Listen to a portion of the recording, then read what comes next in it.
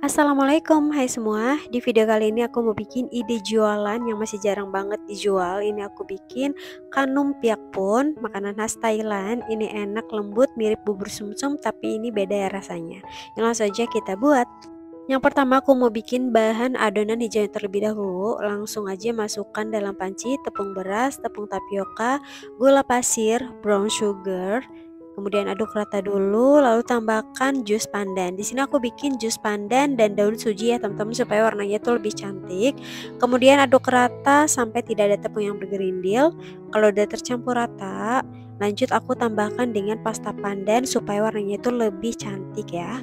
Kemudian tambahkan 1 sendok makan perasan air jeruk lemon. Diaduk rata. Kalau tidak ada yang bergerindil, ini nggak perlu disaring ya.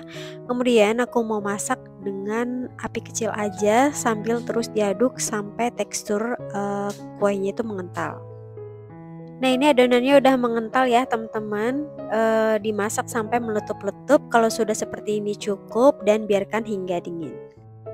Lanjut di sini aku mau masak saus santannya. Di sini aku masukkan tepung beras, garam dan 300 ml santan kental. Ini dimasak dengan api kecil aja sambil terus diaduk sampai matang atau sampai meletup-letup dan mengental ya, teman-teman. Nah, kalau sudah mengental seperti ini sudah cukup dan biarkan lagi hingga dingin. Nah, di sini aku siapkan wadah tinwal ukuran 200 ml, tapi untuk wadah sesuai selera kalian aja ya, mau di wadah apa, di wadah puding juga boleh. Kemudian semprotkan adonan pandan menggunakan split seperti ini supaya hasilnya lebih menarik dan memang ciri khasnya itu dicetak seperti ini ya. Kemudian siram saus santan di bagian pinggir atau di bagian atasnya sesuai selera aja, lalu taburi dengan wijen sangrai. Boleh juga tambahkan dengan kelapa muda, lebih enak ya. Ini dia hasilnya, cantik, ini enak banget. Ada rasa sedikit asamnya dari perasan lemon karena itu menjadi ciri khas dari kue ini ya.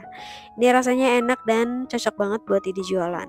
Oke, sekian video dari aku. Buat kalian yang suka, jangan lupa like, comment, dan subscribe.